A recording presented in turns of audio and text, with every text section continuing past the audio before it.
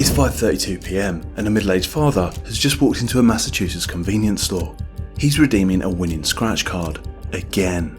But for him, this isn't luck, it's routine. Over the past decade, he and two others have cashed over 14,000 winning tickets. So this guy, he claimed it was good fortune, but the IRS, they called it a $25 million fraud. What started as a harmless side hustle has become one of the biggest lottery scams in American history because this man has found a loophole, and it's almost perfect. Almost, because now, with the IRS closing in, he's about to play his final hand.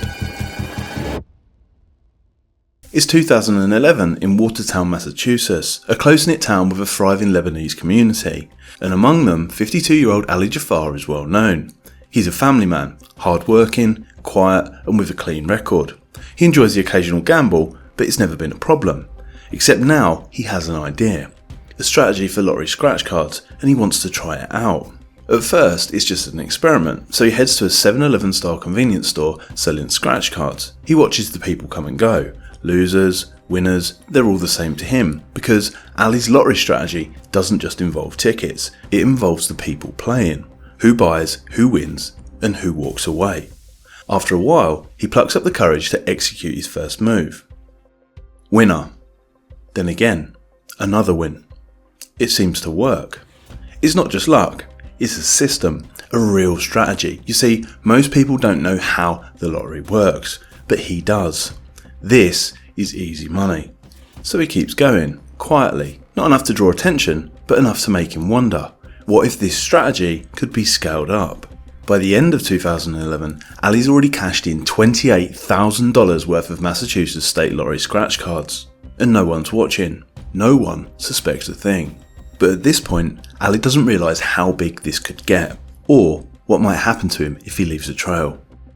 By 2012, the cash is piling up. He's cashing in tickets as fast as he can buy them, but sticking to one store is limiting, so he expands. One store at a time, multiplying his winnings each time he does so. It's becoming a full-time job, and that creates a problem. Time. There are only so many hours in the day, and there's too many winning tickets to chase. Ali knows where to go, what to buy, and how to play it, but he's throttling his own strategy. He's leaving money on the table. He has a choice to make. Keep hustling solo, or build something bigger and bring in people that he can trust. It's a crossroads, a sliding doors moment. Option 1, stay the family man who flirts with risk, or option 2, go pro and take profits to a new high. He chooses option 2. He will look after his family and put their interests first, but he'll do so by getting them involved. So he brings in his sons, Youssef, 18, and Mohammed, 20. They're sharp, clean cut and quick to learn. Ali teaches them everything, not just how to buy, but how to watch. He tells them, don't focus on the cards, watch the people holding them. That's where the real game is. This isn't about beating the odds, it's about outsmarting the system. It's a controlled, repeatable operation, one that looks legit and runs like a machine. Ali pulls the strings, his sons run the plays, and they spread out the winnings, rotating the stores and using multiple accounts. By mid-2012, they've already cashed in over $150,000, and they're just getting started. Through 2013 and 2014, the empire keeps on expanding, but as the money flows in, something else is creeping up behind them. Trouble.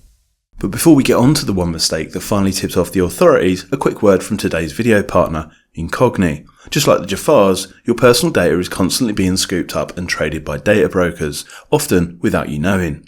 To resolve this, Incogni steps in like your own digital cleanup crew, automatically contacting these companies to get your info removed. It's fast, legit, and gives you a whole new level of online privacy. I've tried it myself and it's scary how much data they're able to find and clean. Use the link below for a 60% discount and take back control of your digital identity.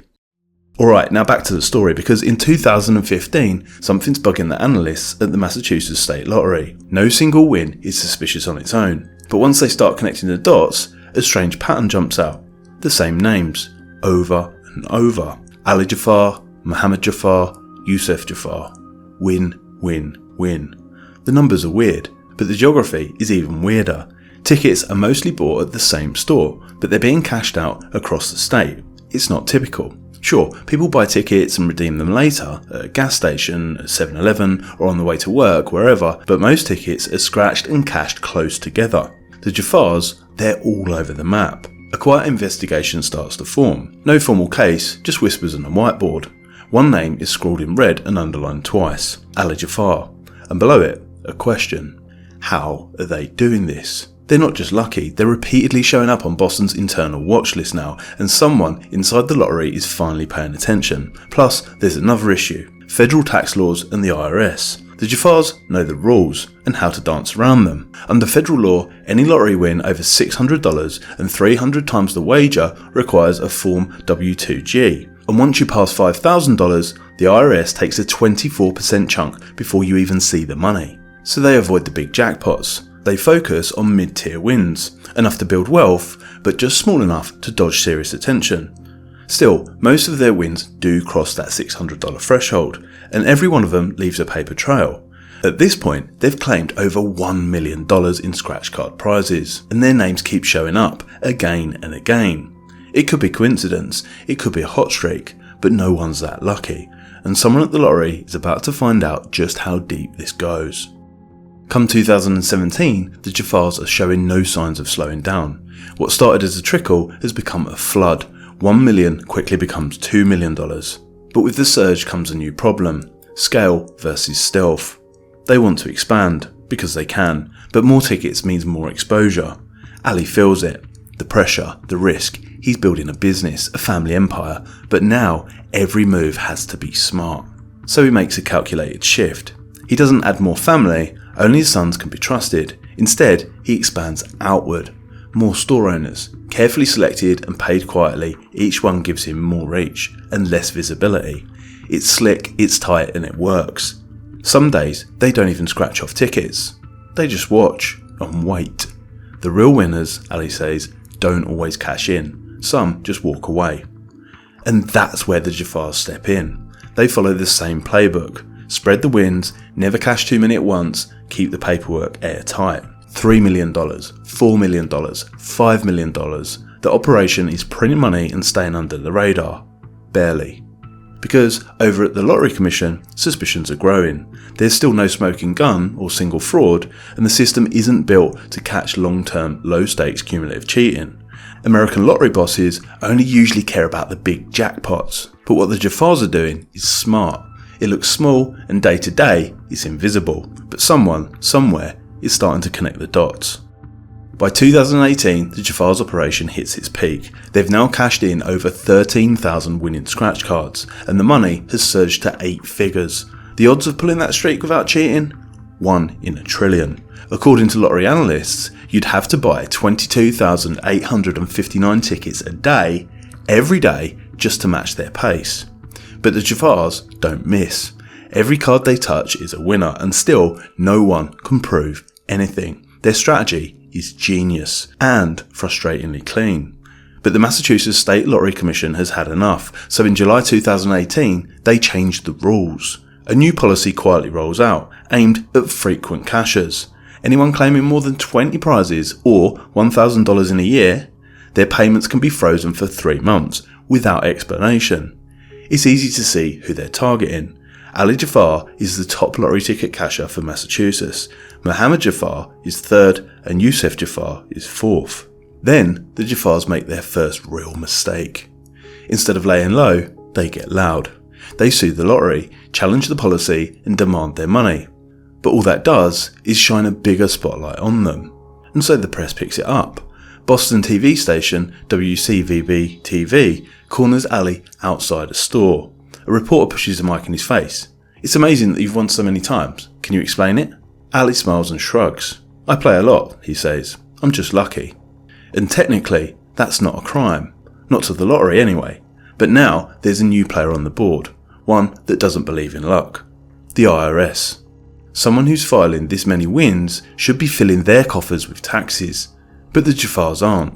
Sure, their paperwork is tidy. Winnings reported, forms submitted, everything by the book. Except there's a problem. The deductions. Their reported expenses are massive. Suspiciously massive. Losses that just can't happen to offset every dollar earned, year after year. It doesn't smell right. and the IRS knows a scam when they see it. Their Criminal Investigations Division launches a task force to dig deeper. There's the tiniest crack in the Jafar's strategy, and now someone is prying it open. By 2020, the tension is rising and the Jafars can feel it. They have two choices. Option 1, shut it all down, or option 2, slow it down, keep quiet and pray no one is looking. They choose option 2. They go low, blend into the crowd, keep the wins modest and spread them out, because in their minds, as long as no one knows how they're doing it, they'll always be safe. They're wrong. The IRS doesn't care how they're pulling it off, only that they're not paying what they owe, and the deeper they dig, the worse it gets. Every time the Jafars cash in a prize, say $10,000, it should be reported as taxable income under federal law. But their filings show massive gambling losses. Slots, keno, horses. It would seem that aside from the lottery scratch cards, they're just really unlucky. Losses so big, they wipe out every dollar of profit. Convenient, right? Except it's all fake. Every receipt, every trip to the racetrack or casino has been fabricated.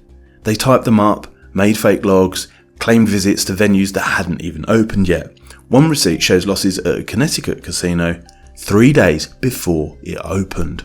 How do you lie to the IRS and not get caught? Simple. Tell the truth no one can prove. There's no database for losing bets, no red flags or missing tickets, and no one audits fake losses.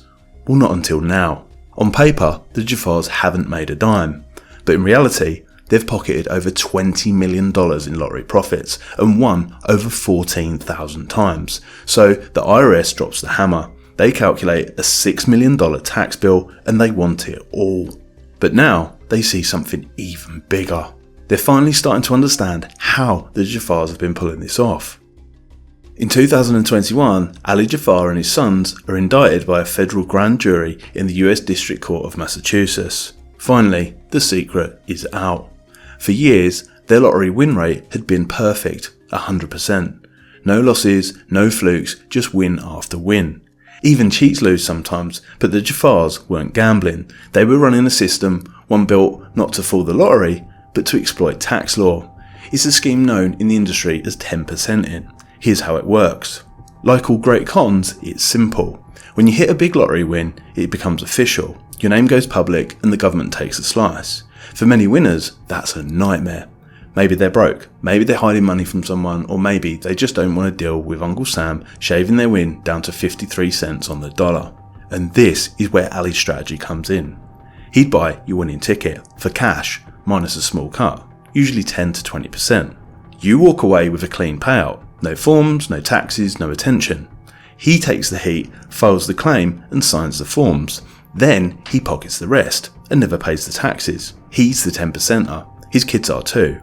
It started small in one store where Ali knew the staff, but once it started to work, he scaled it up and built out a network. Real winners, cooperative store owners, fake paperwork and fake losses to cover every win. They look like gambling addicts on paper, broke, unlucky, losing it all. But in reality, they're running the biggest lottery fraud in Massachusetts history. It's clean, clever and strategic, and now it's over. In 2022, the verdicts come down. Ali Jafar and his sons are convicted on multiple federal charges. Buying someone else's winning ticket, that's not actually illegal. Claiming you're the original winner though, that's fraud. Failing to pay appropriate taxes, that's tax evasion, and falsifying returns adds in IRS fraud. Using a network to facilitate the scheme in a structured, coordinated way, that's conspiracy and money laundering. Ali is sentenced to 5 years in federal prison. Mohammed and Youssef received 50 months and 41 months respectively. $6,082,578 in cash, property and other assets is seized, and their reputations are destroyed. As a result, Massachusetts tightens its lottery game. New controls flag repeat winners more quickly, and anonymous cashing in gets even harder. It investigates the store owners too, revoking or suspending the licenses of more than 40 of its lottery agents, and the 10%ing scheme is dismantled. But as we know, wherever there's a loophole, there's someone waiting to exploit it. Just like this wild story in the next video. Please check it out.